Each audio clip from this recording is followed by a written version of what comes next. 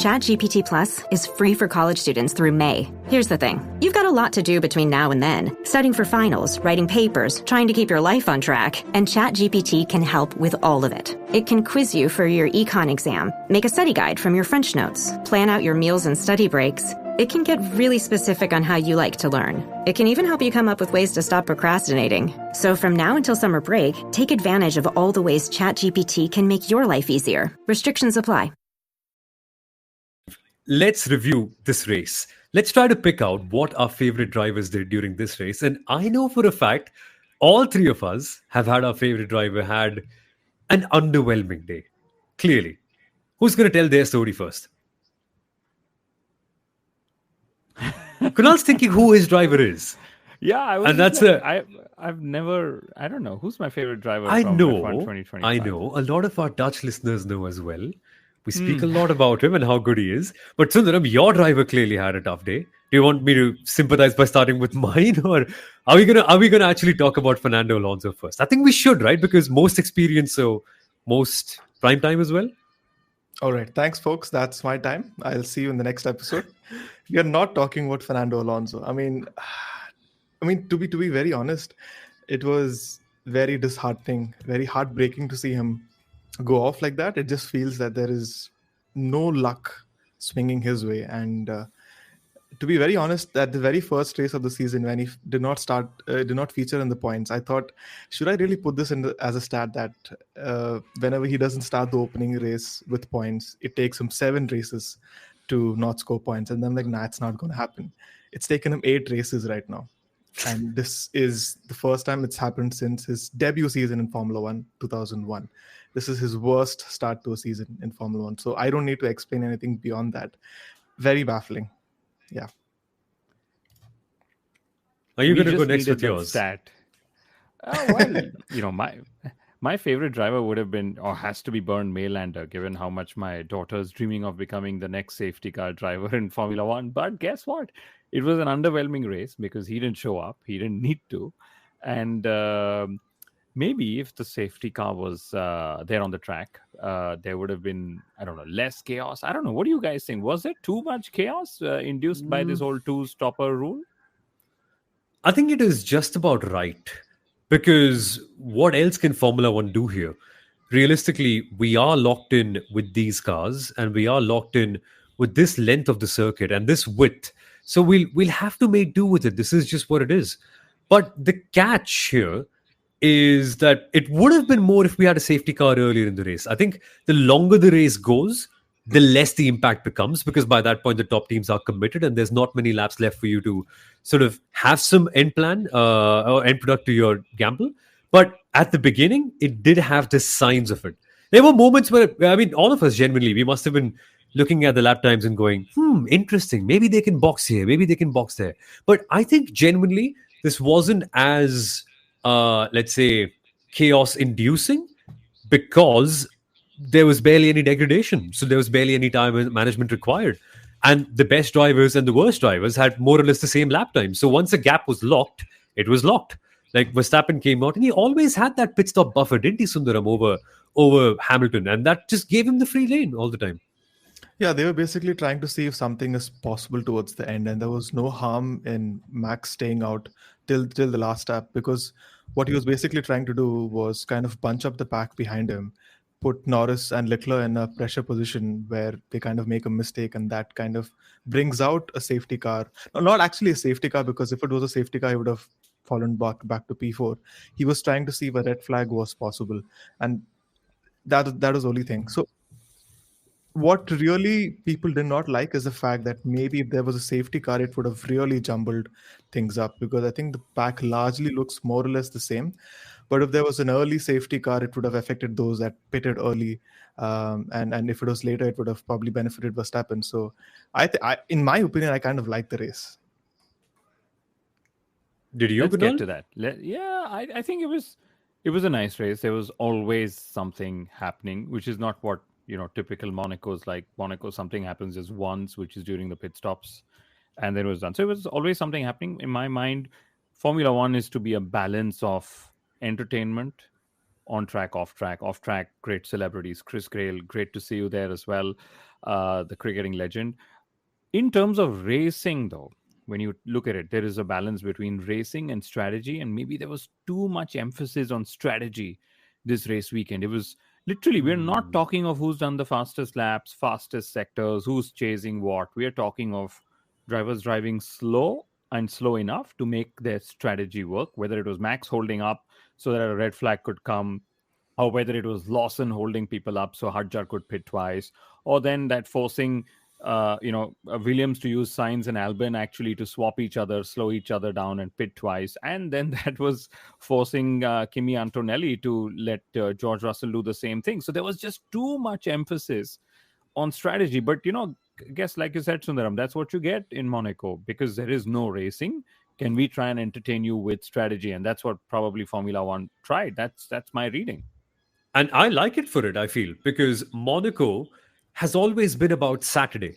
And it's been the ultimate driver's test. It's the most technical circuit for a race car and the race car driver. So it's basically rewarded for by having not much overtaking. So can we induce more of it? And this also just adds into the whole argument, right? That Monaco is the most technical circuit because tough on driver, tough on car, tough on strategists too. Just figure things out, do something different. It's not like we can slow the cars down or make them smaller. So I think by that logic, this is kind of the best what we could do. And imagine, Sundaram, imagine if we had an early pit stop. Imagine if that Mercedes gamble worked. They wouldn't have been here dead last. They would have potentially fought for the podium and taken away Max's slot. So it's hard to criticize the format, I feel. Like I said, even in the preview, I think this disclaimer has to go out there that everyone watches Formula One for different reasons. Some of us actually like getting into the numbers and the data. I was actually probably this was the most intensive race for me in a very, very long time because I was constantly looking at the gaps, safety car gaps, and tracking the drivers on the track map, seeing okay who's where and everything. So for me, those 2 hours were very intense. It's not the same for anyone else. Maybe someone must be casually watching it for overtakes, the wheel-to-wheel battles. So in that sense, I think everyone can have different perspectives. But on the other side, what I actually want to talk about is what if not for this format? You would have largely had, if there was no safety car, it would have been yet another one-stopper with the mediums and hards. And it would have been a very straightforward race. And then we would have sat and complained about, do we need Monaco again on the calendar or not? So in that sense, I like the fact that Formula One is experimenting with one track amongst 24 races on the calendar. It's not something that's applied for all the races or a certain number of races through the season. In that sense, I don't mind it. Sure, there were a couple of questionable things. I think the most highlighted one is what George and Antonelli did towards the end. But largely, I think this at least made the race a little exciting. And for that reason, I think it wasn't as bad.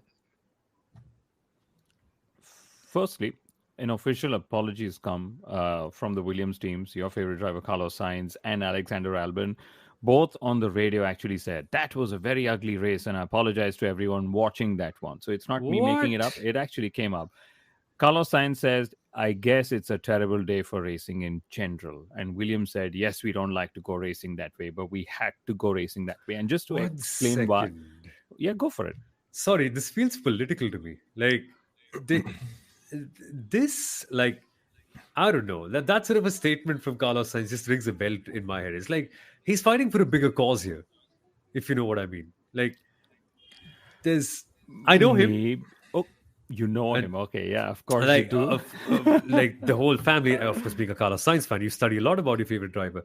But Carlos Sainz Sr. running for president, F1 experimenting with Monaco, different regulations. Nice. Are you thinking what I'm thinking? Nice. Now I'm thinking what you're thinking.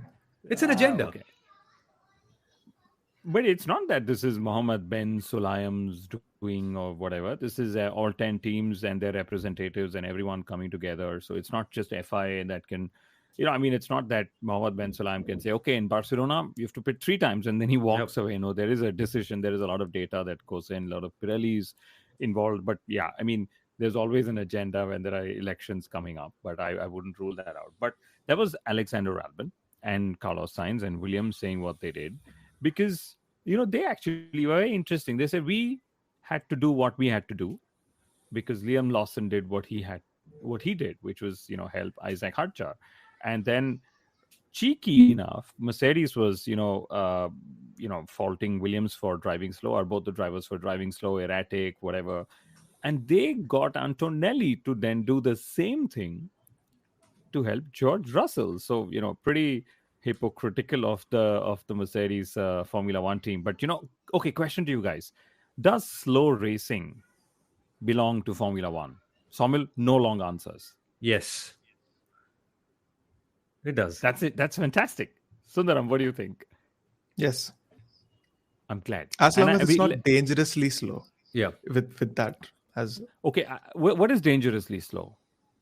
If it's erratically slow, and if it's unpredictable, like I think George mentioned on the thing, because racing is just not about going flat out. I think that's the case with any sport.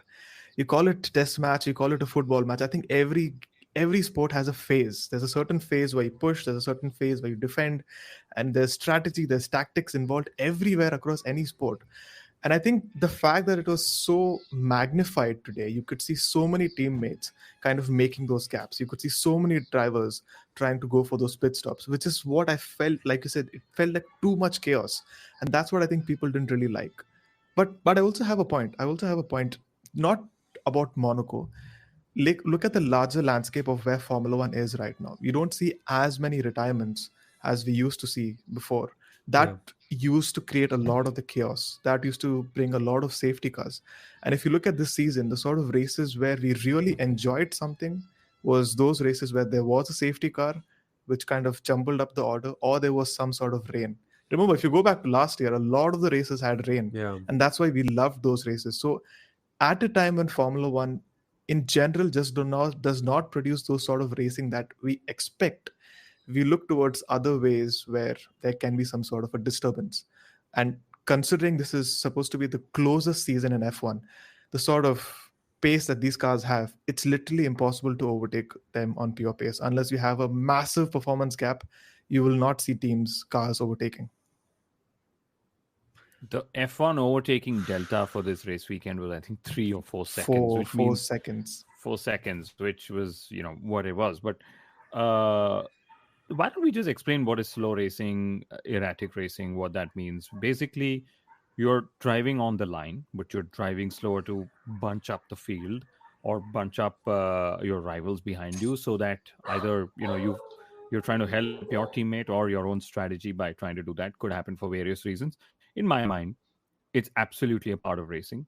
Winning the race at the slowest possible pace is actually a very, very deep philosophical quote from the world of motorsport. I'm going to repeat it for those. Kunal will never leave the chance of putting that out.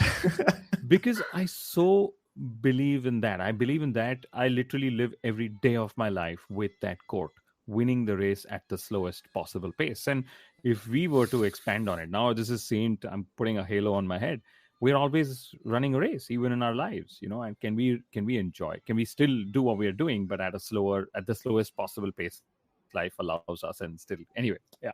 So my point is very Alan Prost. I think, yeah, I love that. Thank you. But my point is, I love it because I don't think George Russell could have handled the 2016 Abu Dhabi Grand Prix when Lewis Hamilton slowed down, bunched up the whole field, put Nico Rosberg in the clutches of Max Verstappen. I mean, what was George Russell complaining about? Because should we just get to that? His defiant driving straight through the Nouvelle chicane and saying, I'll take the penalty when I need to, if I need to. I don't know. That I felt was wrong. I think when it is so blatant, it needs I would probably put some penalty points on his super license. Not a sporting penalty because he already caught a drive-through penalty. But this is just defiance, and anyone could do that the next time as well. So dangerous, especially when they're approaching at such high speeds. We saw what happened with Gasly and Colapinto. That's a case of driver exhibiting, let's say, no control over the situation. But sometimes there are erratic drivers, and if people start using this loophole to find a way past, it's going to be terrible. It ruins the entire spectacle. And I understand they'll then be able to fight a bigger cause, saying, oh, the racing's so boring, we had to do something. And Russell will have a lot of questions asked to him because he's the GPDA president, remember. But it's still not right. If I know they're technically playing the rules and making a loophole out of it, which is what Formula One is about. And I hate to be a spirit of the game kind of person in this case, Sundaram, because I know how India and Australia have become champions of cricket by exploiting that term for fair reason. It's just a fine line to balance. Are you on the side of fairness or are you on the side of, we can't let competitors, we can't control them because they just have to follow the rules? It's a very tricky line, and sometimes it almost feels like a gray zone. Which side are you on? Is it completely black or is it completely white? Yeah. I'm someone who actually likes to go by the rule book, but sometimes I think what I saw today did not feel right. And both George and Kimi, I think they did their best to kind of portray that it was not deliberate. I'm sure it must have been very It was orchestrated. hilarious. Yeah, and I think it was almost deliberate. But that how do you penalize that? That's the tricky bit. When it's not blatantly done there, if it's kind of covered up, how do you penalize that? Soumil, you said something interesting about George being answerable because he's the president of the GPDA. Well, technically, he's just looking out for the Grand Prix drivers, especially in things against the FIA or, when a missile strike happens at a race, and what are they actually doing? But internally, Kunal, internally, because Nice it's a matter of respect, isn't it? The GPDA president needs to have opinions that he can then explain to others and convince the drivers to be together. It's a co-responsibility. But it is absolutely a responsibility. But he's not responsible as the GPDA president to deliver entertainment or to deliver a great race. Or if anything, he's a role model, or he should be a role model for not blatantly breaking rules as he did, and then being defiant when the team told him, you need to give the position back. Okay. But anyway, that was where it was. Mercedes failed to score points for the first time since, I think, last year. They must have had some double retirement. Yeah, I think it was Australia. He crashed and Lewis had a retirement or something. But I don't know when was the last time Mercedes finished the race with both cars but did not score points. That Baku last year, 21. was it? 21. Baku 21. Oh yeah, Bottas had a puncture and Lewis had the infamous brake magic issue, right? Brake magic race, yeah. Yeah. And I must say, Mercedes has bigger issues to think of than Russell's defiance, because 3 consecutive sessions that mattered, a Mercedes power unit has failed. Imola Grand Prix, we know what happened with Andrea Kimi Antonelli. Yesterday in qualifying, George Russell had an issue. Today in the race, Fernando Alonso had an issue. He said he had an issue with electrical power, same issue that George Russell had yesterday. Electricals didn't work. And Fernando said, I had 160 horsepower less, not that it matters in Monaco. So that was that with Mercedes, I think. And I mean, George Russell in the end said, at least I enjoyed driving flat out for the last 20 odd laps. So I got some free air. So some stuff for it. But the battle for P2 in the Constructors Championship, Mercedes is second with 147 points. Red Bull Racing is third with 143 points. Wow. That's 4 points. This is where it gets even better. Wow. Ferrari is fourth with 100 points. So 5 points separate 3 teams in the battle for P2 in the Constructors Championship. These sorts of seasons, there's really not much of a fight at the top, but the battle that it then creates between second, third, fourth, like 24 also, it's unbelievable. Yeah. And we've got a comment from Abhishek Ramesh, who says even a C1 versus C6 wouldn't have given on-track overtakes with that kind of a delta. Yeah, I mean, I think it's, we could have put a Michelin or a Bridgestone tire versus Pirelli, and they would have still not been an overtake. That's an interesting point. Yeah. It's an interesting point. Absolutely. Yeah. Just because I think it's the cars more than the track. We love blaming the track, but it's actually the cars. Good point. Yeah. And and then my driver of the race weekend is actually, or not the race weekend, at least actually the race weekend is Isack Hadjar. Put it in P6 in qualifying, finished where he did. He finished 6th in the race as well, right? I believe. Yeah, just behind Hamilton. And the way they outsmarted Alonso, top class.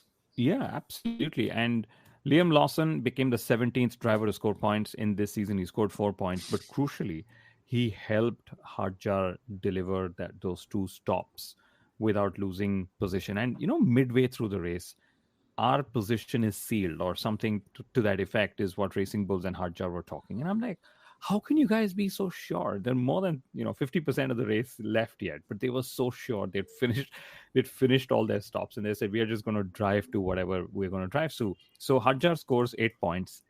Crucially, he jumped Lance Stroll for 10th in the Drivers' Championship. So after 7 races being 10th in the Drivers' Championship, Lance Stroll is now not 10th anymore. So Isack Hadjar jumped him.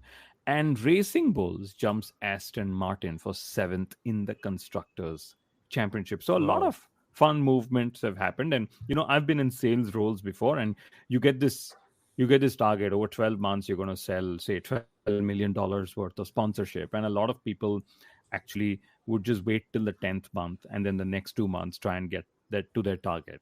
Racing Bulls did the opposite of that. We need to make 2 stops in 78 laps. Can we just finish it in the first 30 laps or whatever and then see what happens?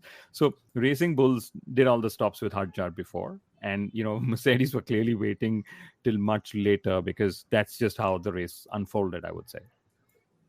Good format. Again, it creates a space for you to do something like that. I wonder what would happen if the race was rerun today with the knowledge of what the drivers had from what they learned. Like, what happens in the second year is what I'm thinking about. That'll be fun. We'll get to that bridge when we have to get to there. it'll be interesting.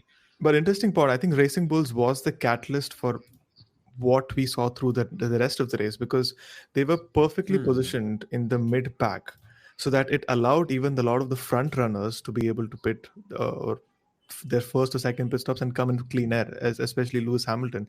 If not for that gap that was created by Lawson towards the rest of the pack, a lot of them would have come into traffic. That made life easier for the upper half of the grid. But talking about some numbers, Mercedes' downfall has been so bad. They've scored just 6 points in the last 2 races. Haas has scored 6 points in today itself. And Racing Bulls has scored enough points as Red Bull today, 12 points each. Wow. And Max Verstappen, amongst all 4 Red Bull affiliated drivers, Max Verstappen is at 136. Isack Hadjar is at 15.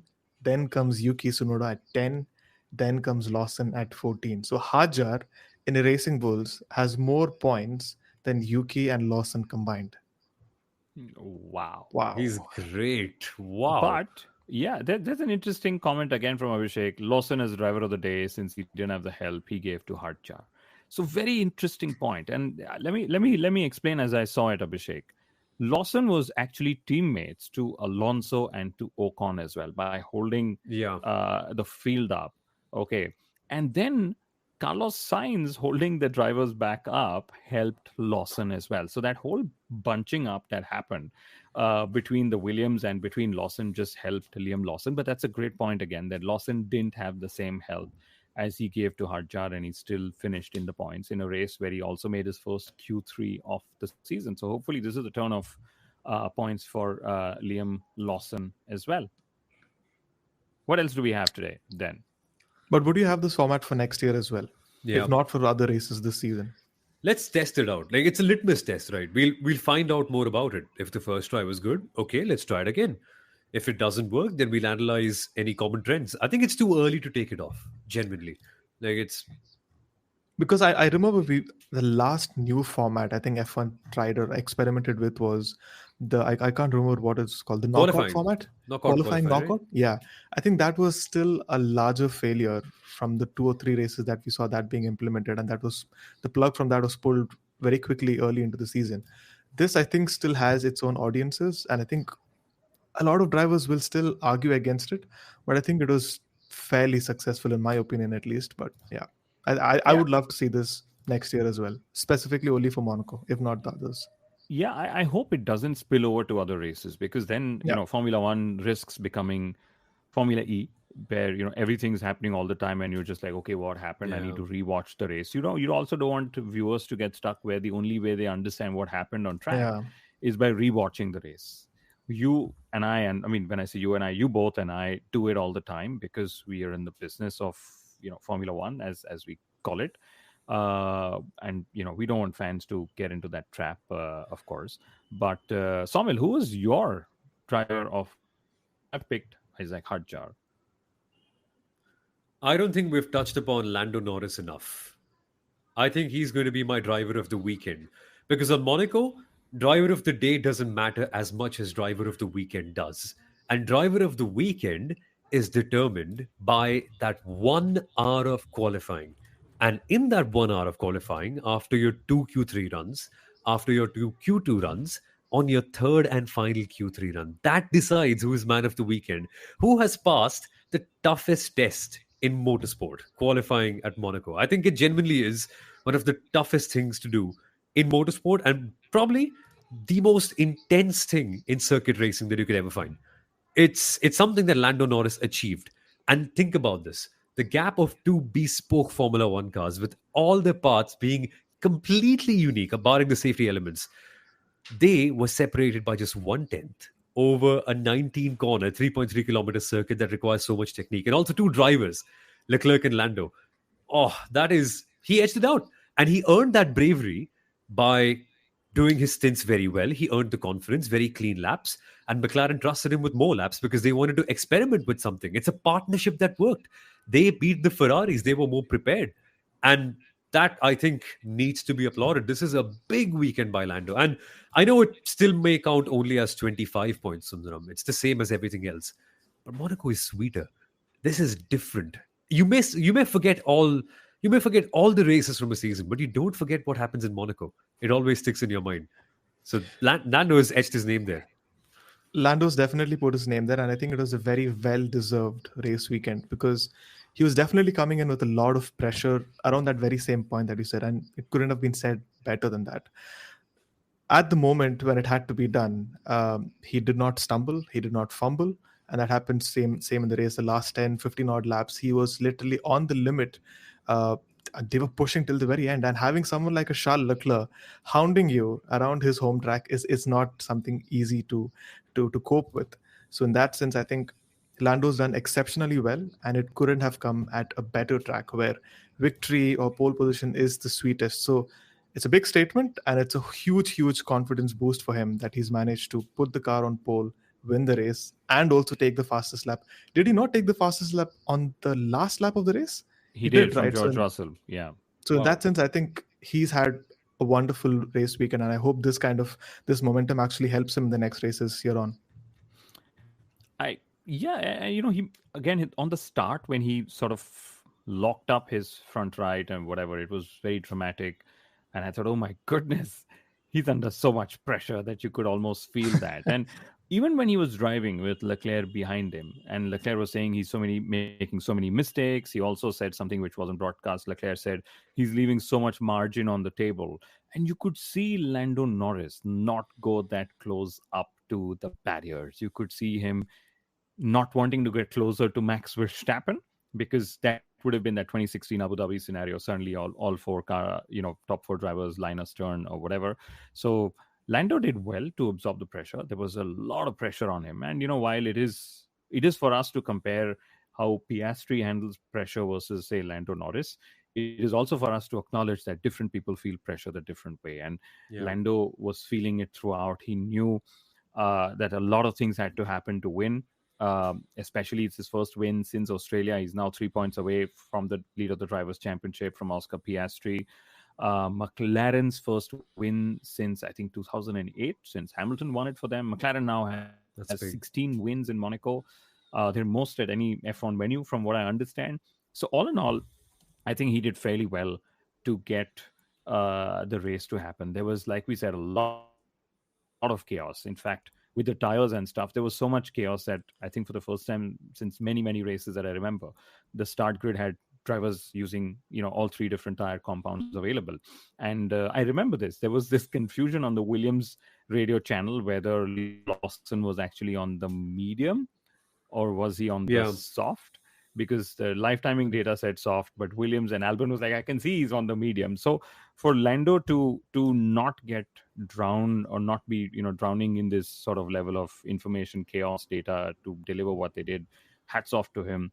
He's now got the same number of race wins in Formula One as Oscar Piastri, which is number 6 as well. And Piastri was, of course, extremely pissed with the strategy that McLaren used. He was hoping that McLaren would use strategy that helps him undercut or overcut Leclerc and finish second. But clearly Piastri was being used by Norris by McLaren to help Lando Norris's pace as well. So I'm sure Oscar's not going to be pleased with how some calls were made, but like he always says, the race was lost on the Saturday. What a Saturday, though, Sundaram. What a Saturday. Honestly, you wait a whole year for this, and it delivered. Yeah, it's one of the most beautiful qualifying sessions that you see, and I think the pendulum was swaying in a couple of different directions because although Leclerc led all the practice sessions, and then Lando puts his name into the ring, and then there's also a Max somewhere in there. So on the last lap of qualifying, there were as many as 5 different drivers who could have potentially taken pole, but ultimately it was Leclerc. I think the last 10 seconds to go, and then Lando just jumps him on the very last lap. So I think it was beautifully done, and it was one of the more enjoyable qualifying sessions that we've seen. And I think it kind of made up for the controversial race that we've had today. I think qualifying was top notch. Worth it. Totally worth it. Let's just touch upon Lewis Hamilton's weekend before we end, because we have to. I think I'm genuinely baffled by what could have been potentially if he had a little more time as a Ferrari driver, potentially if he didn't make that FP3 crash, and that would slightly give him the advantage because he would have had an extra softs in Q3. What would Lewis have been able to do then? Like, would he have been able to be close to Charles, maybe get to pole? I don't know. And for any other driver, you doubt it because you'll have to be in that car to find out. But with Lewis, you sometimes feel, well, Monaco, it's him. He's gotten pole here. Greatest statistical qualifier of all time. Could he have done something? It's a what if, but then it's a collection of what ifs with Lewis and Ferrari. And tough to say that the grid penalty didn't help him out, but he made up for it. Because that Ferrari is in a different league altogether, I think, Sundaram. It's much faster. It's clearly much faster than the Racing Bulls and Fernando Alonso. And Lewis, once he got past, just didn't lose it. I think that's the positive sign for Ferrari, that the last 3 races have gone fairly well for them compared to how the start of the season was.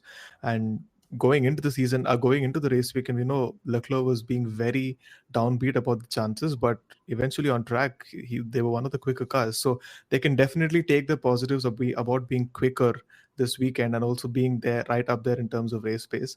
And what happens next week is going to be a big question mark across the whole grid. Will the pecking order remain the same? I think largely the perception is that it's not going to matter a lot, but still, even a 10th or 2 here or there could actually change the pecking order, knowing how close the grid is. So I think we're going to have an exciting rest of the season. We're only 1/3 of the season into it, 8 or 24 done. Yeah, and Ferrari needs to be commended because remember, Soumil, we of course in the qualifying post qualifying show we said one pit stop in Monaco is stressing. Imagine 2 with 2 drivers and whatever. Yeah. So Lewis managed to jump Alonso in the pits as well, which is what my notes say, which was great.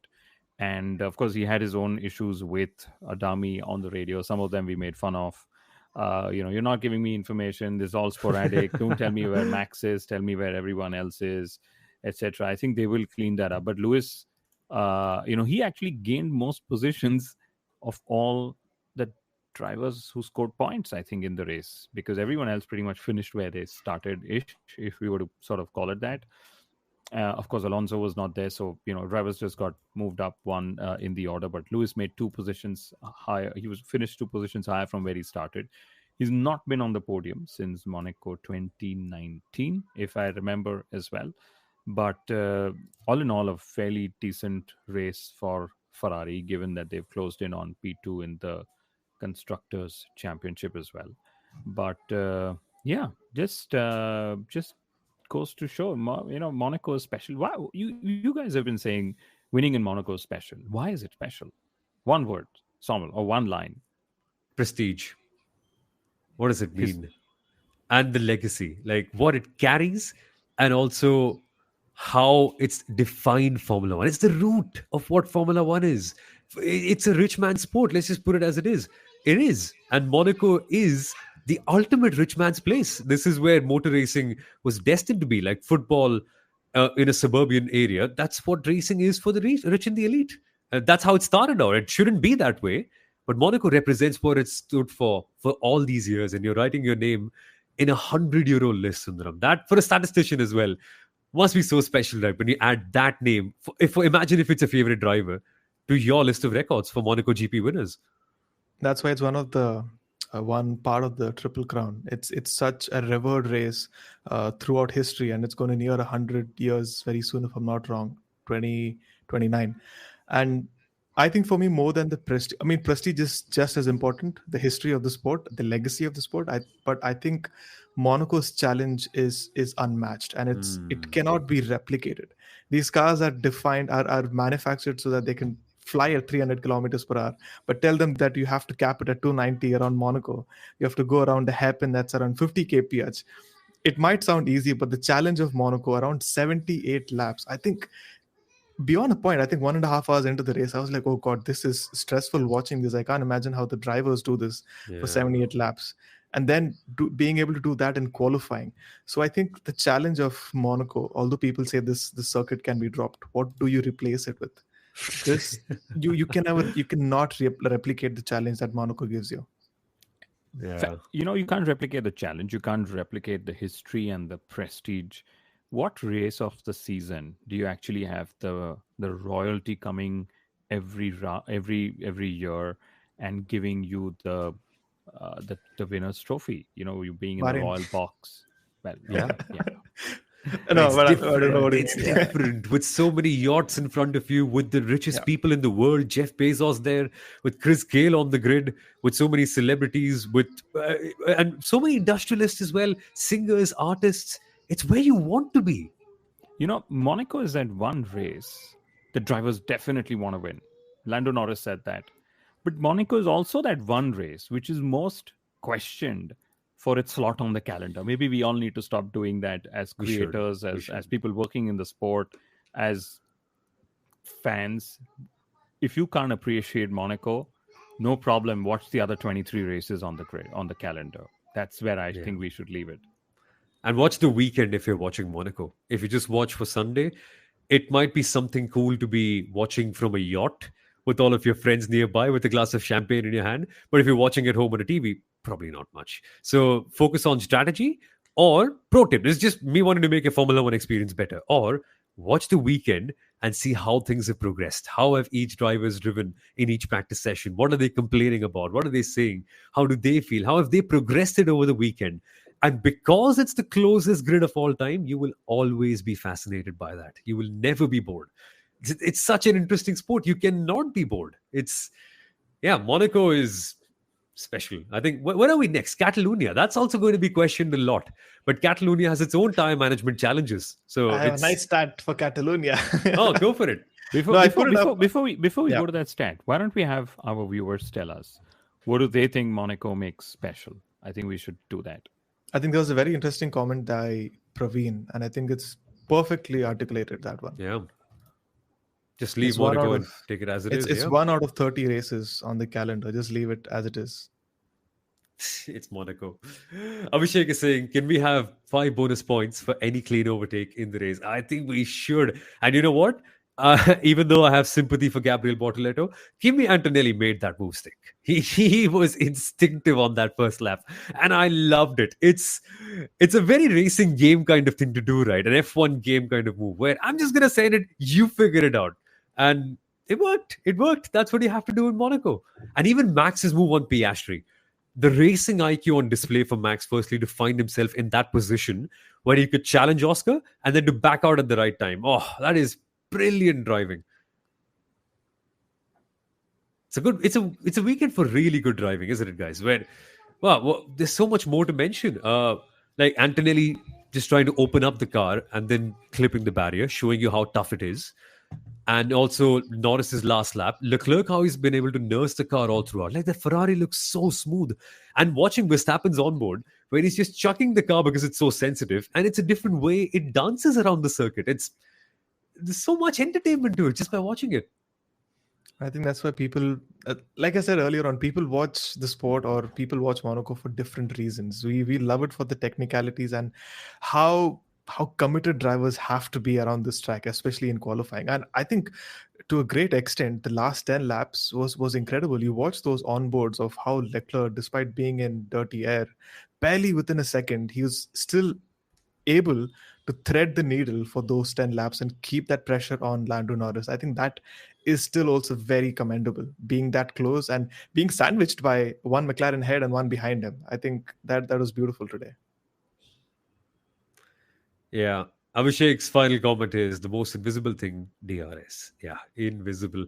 As will be any doubts of the fact that the championship is going to be a lot of fun, because it is going to be. And we are going to have more conversations about what to expect and what these permutations could look like. And also Sundaram's Catalonia stat when we come back for the Catalonia GP preview, which is just going to be in let me put that in. Let me plug that in. Let's go then. So Monaco's often said that if you take pole position in qualifying, you end up winning the race. So in this century, in the 21st century, since 2000, more races have been won from Barcelona, 18, than Monaco, so which is 15 today.